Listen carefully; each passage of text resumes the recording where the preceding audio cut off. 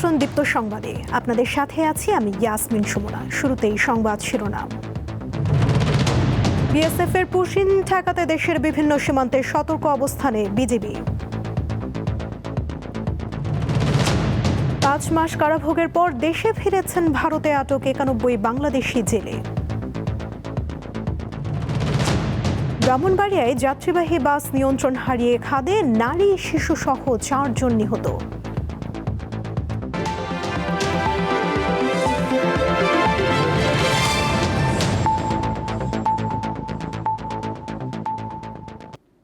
এবারে বিস্তারিত।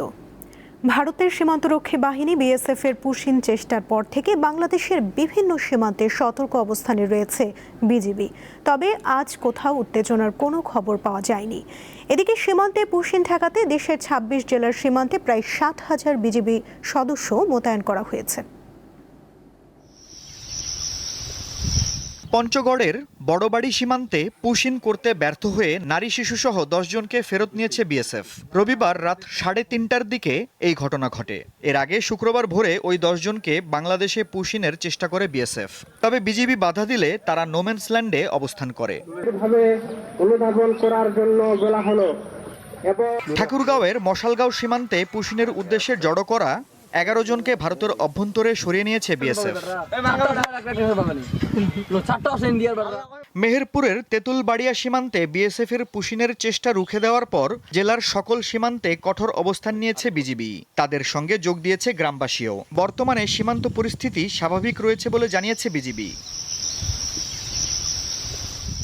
লালমনিরহাটের 3টি সীমান্তে যে কোনো ধরনের অনুপ্রবেশ ঠেকাতে বিজিবি সর্বোচ্চ সতর্ক অবস্থানে রয়েছে।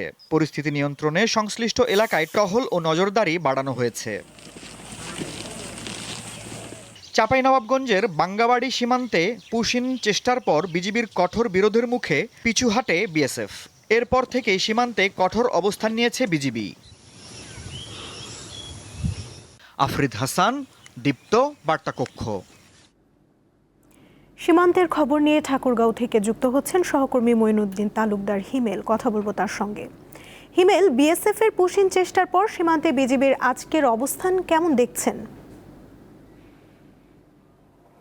সুমনা, ঠাকুরগাঁও সীমান্তে শূন্যরেখা বরাবর অবস্থানরত 11 জনকে বিএসএফ কর্তৃক ফিরে নেওয়ার পর থেকে ঠাকুরগাঁওয়ের সীমান্ত এলাকা পরিস্থিতি কিছুটা স্বাভাবিক, কিছুটা শান্ত। তবে স্থানীয়দের মাঝে কিন্তু এখনও আতঙ্ক বিরাজ করছে।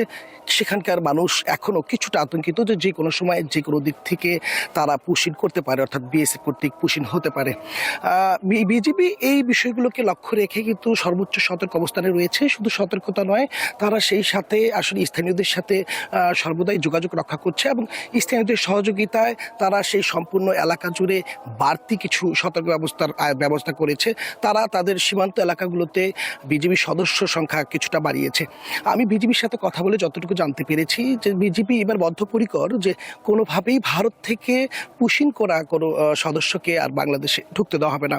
সুমনা, আপনাকে জানিয়ে রাখি, ঠাকুরগাঁও কিন্তু ভারতের সাথে প্রায় 152 কিলোমিটারের দীর্ঘ সীমান্ত এলাকা রয়েছে, যার মধ্যে 104 কিলোমিটার রয়েছে 50 বিজিবি নিয়ন্ত্রণে এবং 48 কিলোমিটার রয়েছে 42 বিজিবি নিয়ন্ত্রণে।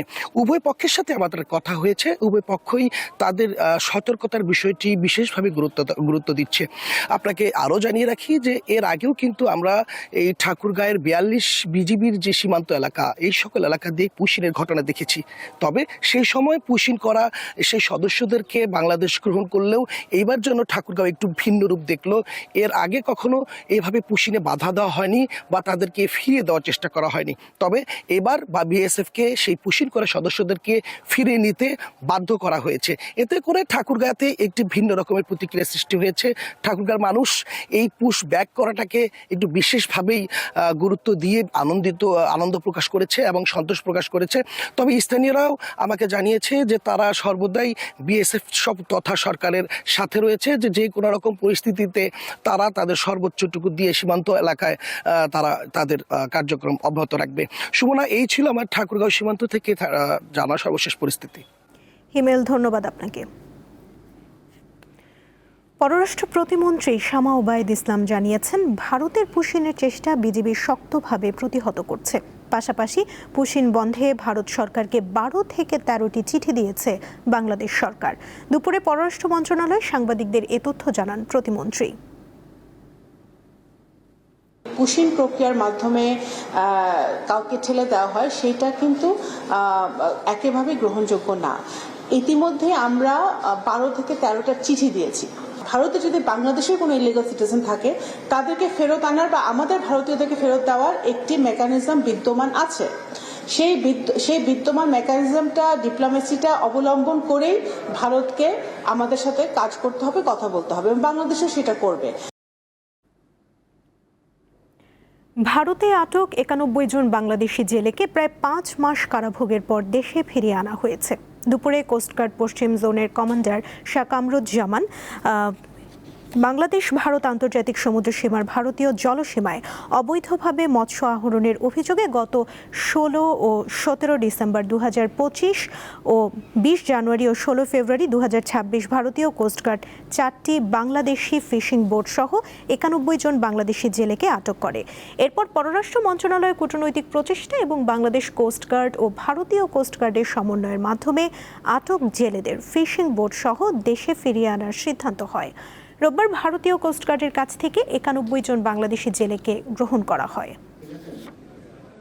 দ্বিতীয় দিনের মতো কর্মবিরতি পালন করছেন ইন্টার্ন চিকিৎসকরা। সকালে রংপুর, বরিশাল, রাজশাহী সহ বিভিন্ন মেডিকেল কলেজ ও হাসপাতালের সামনে সমবেত হয়ে বিক্ষোভ সমাবেশ করেন তারা। এ সময় আন্দোলনরত চিকিৎসকরা জানান, বিসিএসে প্রবেশের বয়সসীমা বৃদ্ধি, স্বাস্থ্যকর্মী নিরাপত্তা আইন প্রণয়ন, বিসিপিএস ও মেডিকেল বিশ্ববিদ্যালয়ের ভর্তি পরীক্ষার ব্যয় কমানো সহ বিভিন্ন দাবি নিয়ে দীর্ঘদিন ধরে আন্দোলন করে আসলেও তা আমলে নেয়নি সরকার। তাই দ্রুত সময়ের মধ্যে দাবি মানা না হলে কঠোর আন্দোলনের হুঁশিয়ারি দেন তারা।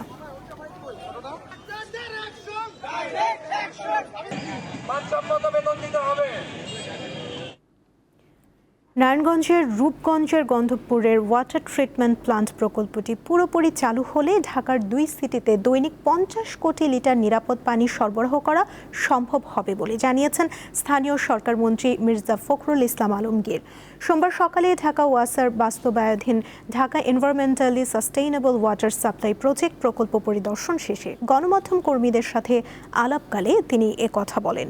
মন্ত্রী বলেন, এই প্রকল্পের মাধ্যমে প্রায় 43 লাখ মানুষ উপকৃত হবে এবং ঢাকার ভূগর্ভস্থ পানির উপর নির্ভরতা উল্লেখযোগ্যভাবে কমে আসবে।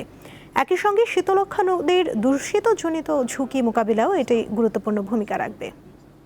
মেঘনা থেকে পানি নিয়ে এসে পানিকে ট্রিটমেন্ট করে ঢাকা মহানগরীর নাগরিকদের পানি সরবরাহ করার ওয়াসা এই প্রজেক্ট গ্রহণ করেছে এবং এই প্রজেক্টের আপনার প্রায় 50 কোটি লিটার ডেইলি পানি সরবরাহ করা হবে ঢাকা মহানগরে।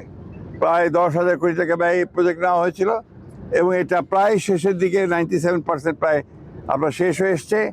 ছোটোখাটো 2-1টা আপনার কাজ আছে, সেই কাজগুলো শেষ করে আমরা আশা করছি যে আগামী 1 বছরের মধ্যে এই প্রজেক্ট কমপ্লিট হবে। হামের টিকা আমদানি না করে শিশুদের জীবন ঝুঁকিতে ফেলা এবং টিকার অভাবে শিশু মৃত্যুর ঘটনায় সাবেক অন্তর্বর্তী সরকারের প্রধান উপদেষ্টা ডক্টর মোহাম্মদ ইউনূস এবং সাবেক স্বাস্থ্য উপদেষ্টা নূরজাহান বেগম সহ 5 জনের বিরুদ্ধে মামলার আবেদন খারিজ করে দিয়েছে আদালত। কিশোরগঞ্জ 5 আসনের সংসদ সদস্য শেখ মুজিবুর রহমান ইকবাল আজ ঢাকার অতিরিক্ত চিফ মেট্রোপলিটন ম্যাজিস্ট্রেট জসিতা ইসলামের আদালতে মামলাটির আবেদন করেছেন। আদালত বাদীর জবানবন্দি রেকর্ড করে এবং পরে তা খারিজ করে দেয়। অভিযুক্ত বাকি 3 জন হলেন স্বাস্থ্য ও পরিবার কল্যাণ মন্ত্রণালয়ের সাবেক সচিব মোহাম্মদ সাইদুর রহমান, সাবেক প্রধান উপদেষ্টার বিশেষ সহকারী অধ্যাপক ডাক্তার মোহাম্মদ সাইদুর রহমান এবং স্বাস্থ্য অধিদপ্তরের সাবেক মহাপরিচালক অধ্যাপক ডাক্তার মোহাম্মদ আবু জাফর। মামলার আবেদনে বলা হয়, 15 মার্চ থেকে 4 জুন পর্যন্ত দেশের বিভিন্ন হাসপাতালে 75,700-র বেশি হামে আক্রান্ত শিশু ভর্তি হয়েছে। হাম ও হামের উপসর্গে দেশে 620 শিশু প্রাণ হারিয়েছে। এবারে কেওয়াই স্টিল চট্টগ্রাম সংবাদ।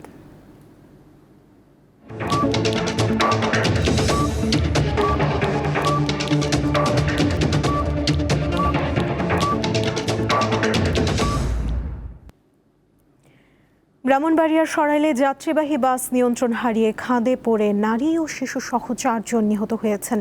আহত হয়েছেন 10 জন। দুপুর 12টার দিকে উপজেলার বৈশামুড়া এলাকার ঢাকা সিলেট মহাসড়কে এই দুর্ঘটনা ঘটে। পুলিশ জানায়, হবিগঞ্জের মাধবপুর বাস স্ট্যান্ড থেকে যাত্রী নিয়ে দিগন্ত পরিবহনের একটি বাস ব্রাহ্মণবাড়িয়া জেলা শহরের মেড্ডা বাস স্ট্যান্ডে আসছিল। বৈশামুড়া এলাকায় বিপরীত দিক থেকে আসা একটি ট্রাক চাপা দিলে বাসটি নিয়ন্ত্রণ হারিয়ে খাদে পড়ে যায়। পরে হাইওয়ে পুলিশ ও স্থানীয়রা গুরুতর আহতদের উদ্ধার করে সরাইল উপজেলার স্বাস্থ্য কমপ্লেক্সে পাঠালে চিকিৎসক 4 জনকে মৃত ঘোষণা করেন। 8 জুন বিশ্বজুড়ে পালিত হচ্ছে বিশ্ব মহাসাগর দিবস। সমুদ্র ও মহাসাগরের গুরুত্ব, জীববৈচিত্র্য সংরক্ষণ এবং সামুদ্রিক দূষণ রোধে সচেতনতা বাড়াতে প্রতি বছর দিবসটি পালন করা হয়। এবছরের প্রতিপাদ্য দূষণ প্রশমন এবং প্রবাল ইকোসিস্টেম পুনরুদ্ধারের মাধ্যমে সামুদ্রিক জীববৈচিত্র্য সংরক্ষণ। দিবসটি উদযাপনে পরিবেশ, বন ও জলবায়ু পরিবর্তন মন্ত্রণালয়, বিভিন্ন পরিবেশবাদী সংগঠন, বিশ্ববিদ্যালয় ও কোস্টগার্ডের পক্ষ থেকে নানা কর্মসূচি চলছে। এর মধ্যে রয়েছে সচেতনতামূলক র্যালি, সেমিনার, সমুদ্র উপকূল পরিচ্ছন্নতা অভিযান ও শিশুদের চিত্রাঙ্কন প্রতিযোগিতা।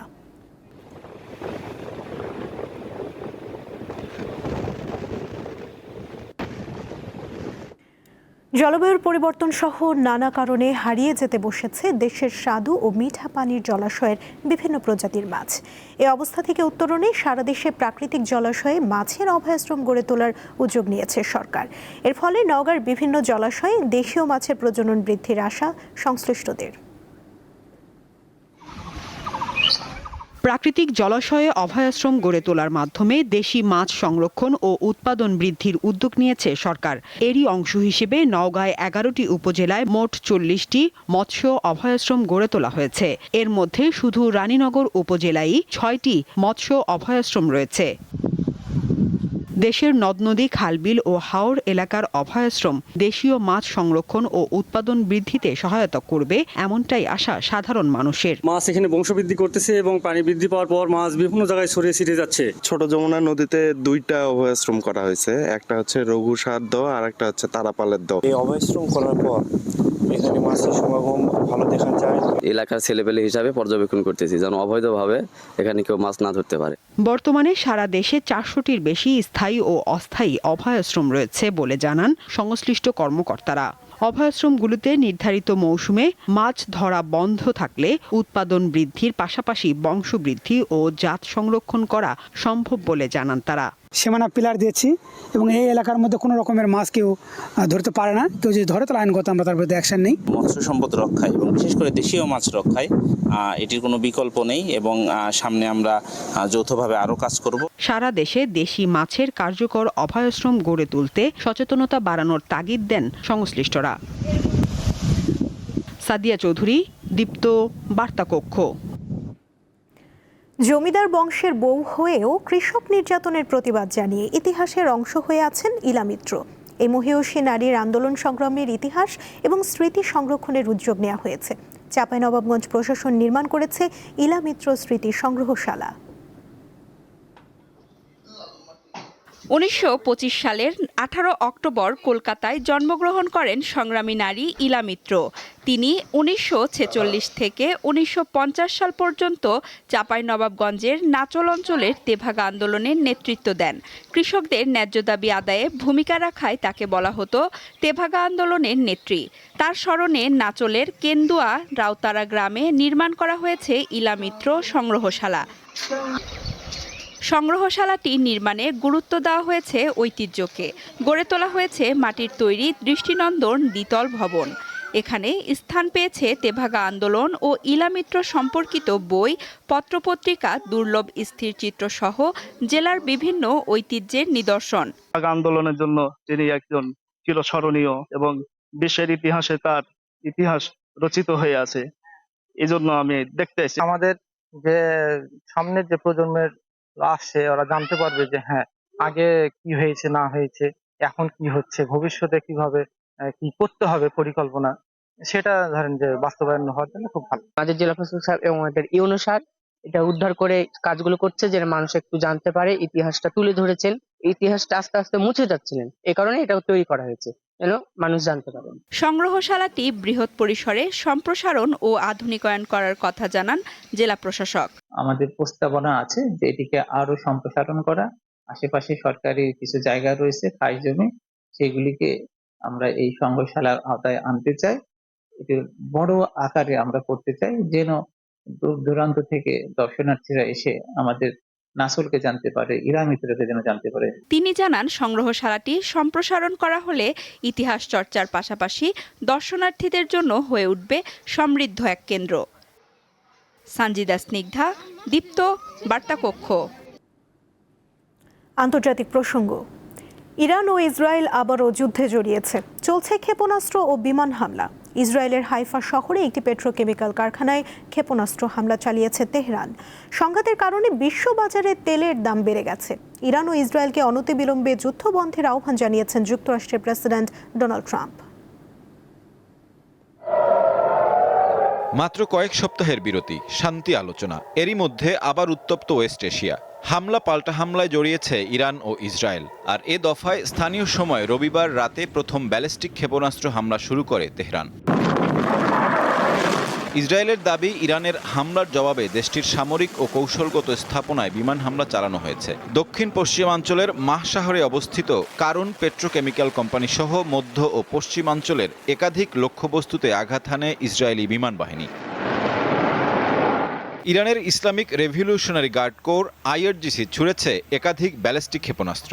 তেল আবিবের কাছে নেভাতিম ও তেল নফ বিমান ঘাঁটি লক্ষ্য করে হামলার দাবি করেছে তেহরান। জায়ানবাদী শাসন গোষ্ঠী বারবার যুদ্ধবিরতি লঙ্ঘন করে যুক্তরাষ্ট্রের সমর্থন এবং আন্তর্জাতিক সংস্থাগুলোর নীরবতাকে কাজে লাগিয়ে লেবাননের জনগণের বিরুদ্ধে তাদের সামরিক অভিযান অব্যাহত রেখেছে। ফসফরাস বোমাসহ নিষিদ্ধ অস্ত্র ব্যবহারের মাধ্যমে তারা যুদ্ধ অপরাধে জড়িত। ইসলামী প্রজাতন্ত্র ইরান পূর্বেই সতর্ক করেছিল যে দক্ষিণ লেবাননে হামলা সম্প্রসারণ এবং বৈরুতের দাহিয়া এলাকাতে লক্ষ্যবস্তু করা সংঘাতময় পরিস্থিতিকে আরও জটিল করে তুলবে।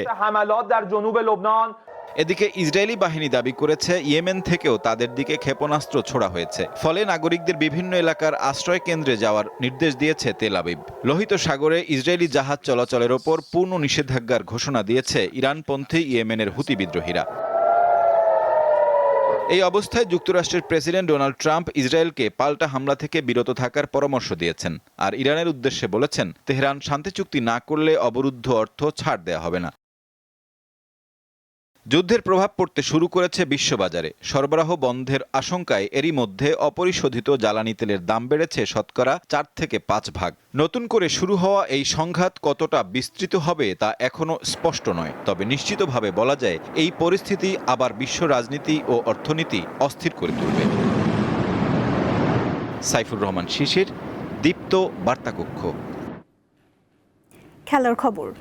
যুক্তরাষ্ট্রের ভিসা জটিলতার মধ্যেই বিশ্বকাপ খেলতে মেক্সিকোতে পৌঁছেছে ইরান ফুটবল দল। তুরস্কে 3 সপ্তাহের প্রস্তুতি শেষে মেক্সিকোর তিজুয়ানায় পৌঁছেছে তারা। যুক্তরাষ্ট্র বেশ কয়েকজন কর্মকর্তা ও প্রশাসনিক সদস্যকে ভিসা না দেয়ায় শেষ মুহূর্তে অ্যারিজোনার বদলে মেক্সিকোকে বেস ক্যাম্প হিসেবে বেছে নেয় ইরান। তবে খেলোয়াড়দের সবাই ভিসা পেলেও প্রতিনিধি দলের 15 সদস্য ভিসা পাননি বলে অভিযোগ করেছে দেশটি। এ নিয়ে ফিফার হস্তক্ষেপও চেয়েছে তারা। দীপ্ত সংবাদ শেষ করার আগে শিরোনামগুলো জানিয়ে দিচ্ছি আরও একবার। বিএসএফ এর পুশিন ঠেকাতে দেশের বিভিন্ন সীমান্তে সতর্ক অবস্থানে বিজিবি। 5 মাস কারাভোগের পর দেশে ফিরেছেন ভারতে আটক 91 বাংলাদেশি জেলে। ব্রাহ্মণবাড়িয়ায় যাত্রীবাহী বাস নিয়ন্ত্রণ হারিয়ে খাদে, নারী শিশু সহ 4 জন নিহত।